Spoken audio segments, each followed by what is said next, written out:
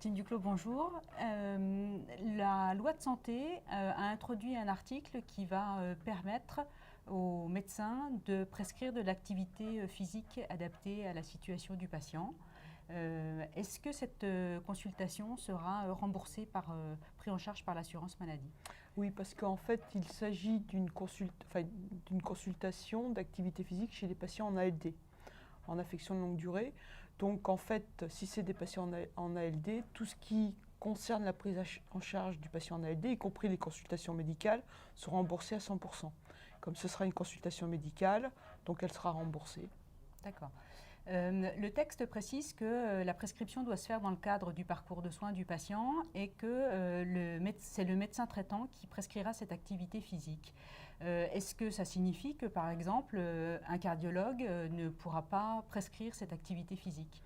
Ça, c'est une bonne question, parce que dans mon interprétation, et je pense que dans l'idée de cette loi, il n'y a pas que le médecin traitant qui pouvait... Il est évident que le médecin traitant est le médecin coordinateur de tous les soins. Et donc, c'est lui qui centralise les résultats des différents examens. Mais il n'y a pas que le médecin traitant qui est amené à prescrire une activité physique. On sait que ceux qui prescrivent aussi, et qui ont souvent d'ailleurs été même dans l'histoire les premiers prescripteurs, sont les cardiologues, dans le cadre de la réadaptation cardiovasculaire à l'exercice post-infarctus, ou maintenant d'ailleurs en prévention primaire chez les sujets à haut risque cardiovasculaire. Et eux, ils ont d'ailleurs une formation, en tout cas ils ont une sensibilisation à l'activité physique. Si c'est uniquement le médecin traitant qui est amené à prescrire l'activité physique, ça pose problème effectivement. Alors moi c'est vrai que je l'avais compris comme... je sais que l'objectif était une fois de plus de rendre le médecin traitant le coordinateur de tout, mais je serais quand même très gênée s'il s'avérait que c'était que le médecin traitant. Alors c'est vous qui êtes juriste, et quelle est votre interprétation, vous, de cette loi ? Alors, si on lit le texte, si on fait une lecture très juridique du texte et qu'on le lit au pied de la lettre, le médecin traitant, si le médecin généraliste est déclaré médecin traitant, le texte sans texte d'application, le texte de loi, nous dit que seul le médecin traitant pourra prescrire de l'activité physique.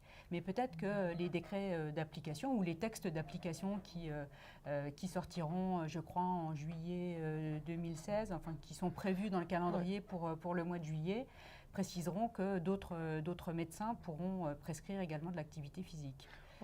J'espère que c'est important parce que effectivement, ce ne sont pas forcément... je sais que dans les amendements, il sera prévu aussi une formation des médecins. Parce qu'il y a des médecins généralistes qui actuellement dans leur cursus n'ont pas de formation, en tout cas une formation qui est totalement négligeable, qui est plus sur les contre-indications à l'activité physique et sportive que sur l'indication, même si sur les nouveaux formés, mais le programme de l'examen classement national va changer à partir de cette année, enfin de la rentrée prochaine, donc voilà, ça va être effectif dans 10 ans, donc il ne faut pas attendre 10 ans pour que la loi s'applique. Donc effectivement, ce n'est pas forcément les plus à même de prescrire de l'activité physique. Donc il faut absolument que les cardiologues aient la possibilité, les endocrinologues, le diabète de type 2, les pathologies métaboliques, mais aussi les gériatres, mais aussi la psychiatrie, mais aussi les oncologues, puisqu'actuellement on est en train de finir les recommandations de l'Institut national du cancer, et les recommandations seront de prescrire de l'activité physique par les oncologues pendant et après le cancer. Donc il est évident que même si le relais après aura lieu par les médecins traitants, qui fera la première démarche, ce ne sera pas le médecin traitant, ce sera par exemple dans le cas du cancer, les oncologues. Donc, il est évident qu'il faut un élargissement de la loi. Oui. D'autant que cette prescription elle doit être susceptible de responsabilité. Donc, elle pourrait être susceptible de responsabilité au titre du Code de la sécurité sociale si on en faisait une lecture stricte, mais je comprends que l'intention est d'en faire une lecture large. Et donc, effectivement, on peut inciter les textes d'application à repréciser ce point-là. Et puis, il y aura des questions de responsabilité qui concerneront le prescripteur de l'activité. Voilà, alors ça c'est la grande angoisse des médecins, à juste titre. C'est comment vous, au niveau juridique, parce que vous allez répondre à la question qu'ont posé les médecins, c'est-à-dire un patient qui a une pathologie chronique. Bien sûr, le médecin va vérifier que la pathologie est stable, qu'il n'y a pas de contre-indication, mais comme on est quand même dans un monde assez processif et ça ne va pas aller en s'arrangeant, comment vous allez répondre si jamais à l'angoisse qui peut être justifiée d'un médecin si un patient fait un jour un problème. Comment il peut se garantir de ce problème, de ce risque de responsabilité? Alors là encore, il faudrait que les textes d'application soient quand même suffisamment précis pour pouvoir encadrer quelque peu cette responsabilité, puisque le texte invite à une plus grande précision que dans le cadre, par exemple, d'une consultation qui servirait à établir un certificat de non-contre-indication à la pratique sportive, puisque là, le texte dit bien que c'est une activité physique adaptée à la situation du patient, aux capacités du patient et au risque médical. Et donc, à chaque segment de phrase, des segments qui sont cumulatifs d'ailleurs, sur chaque segment de phrase, le médecin engage sa responsabilité. Et puis, il engage aussi sa responsabilité sur vers qui il oriente le patient pour la mise en œuvre de cette prescription. Qui délivre la prescription dans le cadre de l'activité physique, ce sera une grande question. Oui, je crois qu'il y a aussi 2 questions sous-jacentes et qui seront d'ailleurs discutées, enfin qui seront précisées dans le décret. C'est la formation des gens qui vont intervenir sur cette activité, sur ces professionnels de l'activité physique adaptée. Et donc là, le décret définira qui peut agir sur s'occuper d'activité physique adaptée, et la formation qui va avec ça. Donc ça diminue, enfin ça permettra de cadrer aussi la responsabilité et définir aussi les lieux, les pratiques et les lieux sécurisés de pratique. C'est-à-dire qui pourra, dans quelle salle et quel sera le matériel nécessaire présent en fonction des patients qui seront, voilà. Et il faudrait peut-être aussi regarder la consultation, quel examen préalable à la prescription d'une activité physique, parce que j'imagine qu'on va penser à la pathologie comme dans l'activité, comme pour les consultations pré-délivrance de licence sportive, on pense toujours à, si je suis cardiologue, je vais penser à mon domaine de spécialité, mais peut-être que je ne penserai pas à aller investiguer sur d'autres domaines, et que là, on risque, comme ça existe déjà, d'emporter la responsabilité du médecin sur une autre spécialité que la sienne. Oui, mais je crois que les médecins savent parfaitement que là, vous l'avez dit tout à l'heure, là, on n'est pas dans un certificat de non-contre-indication à une pratique sportive intensive, on est dans le certificat, pour limiter les risques dans une pratique sportive adaptée. Et c'est ça, là c'est un raisonnement qui est tout à fait différent.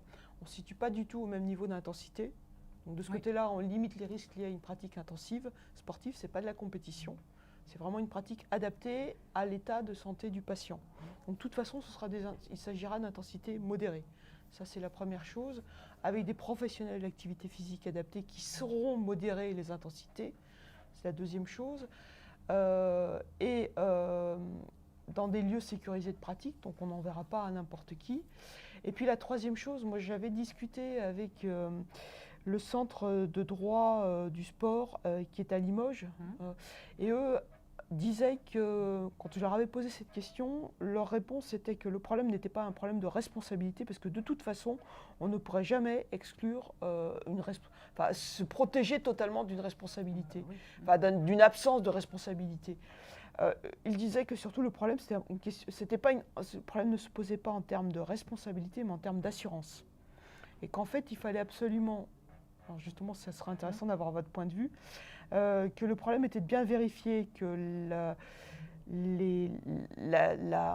d'abord que les personnes avaient une bonne assurance en responsabilité civile, et que le club ou l'association avait aussi une bonne assurance en responsabilité civile collective pour justement, et ça probablement ça n'existe pas non plus, c'est pas encore très clair, pour des gens qui avaient des pathologies particulières. Oui. Quel est votre avis? Ça n'excluera pas la responsabilité du médecin prescripteur, et notamment sur l'examen, l'évaluation initiale du patient, et bien sûr l'effecteur de la prescription, celui qui délivrera la prescription. Donc je pense qu'effectivement on ne peut jamais exonérer totalement quelqu'un de sa responsabilité, et on ne pourra jamais prévoir tous les accidents qui pourraient se dérouler. On sait qu'on ne peut engager la responsabilité que s'il y a une faute de la part du professionnel, et s'il y a un lien de causalité entre la faute et le dommage qui sera causé au patient. Mais néanmoins, peut-être faut-il préciser quand même un certain nombre de choses, parce que je serais un petit peu moins optimiste que le centre de droit du sport et que vous. Oui, mais je crois qu'il faut vraiment... Je fais confiance à mes confrères pour... Oui, mais je crois qu'il faut rassurer. Je veux dire, il ne faut pas mettre les choses au même niveau. L'idée, c'est de remettre à l'activité Oui, bien sûr. physique des gens qui étaient totalement inactifs. C'est leur redonner le goût et la capacité, leur montrer qu'ils sont capables. Oui. Et après, c'est trouver des relais. Donc, c'est plus les remettre à l'activité, d'une activité modérée. De même, la même chose, quand on a des... C'est déjà ce qu'on fait, nous, on pratique tous les jours. C'est qu'on a des patients et on leur dit d'aller marcher 30 minutes. Quand on leur dit d'aller marcher 30 minutes, on ne le fait pas dans la vie quotidienne. Qu'on ne les met pas entre les mains d'un club ou d'une association, on ne va pas leur faire une épreuve d'effort. Non, donc, mais c'est un conseil, ça n'est pas une prescription. C'est sûr. Donc le régime juridique du conseil n'est pas le régime juridique de la prescription. Maintenant, l'objectif n'est pas de faire peur. L'objectif est simplement de dire aux médecins, attention, on ne part pas la fleur au bout du fusil en prescrivant de l'activité physique à tout le monde. Il faut que ce soit encadré, il faut faire attention parce que ça n'est pas exempt de Je crois que déjà que les médecins ont beaucoup de freins et de barrières par absence de connaissances. Mais l'histoire de la responsabilité, je crois que ça va encore être un frein de plus. Bien, écoutez, ce sera le mot de la fin. On essaie de rester optimiste. Soyons optimistes.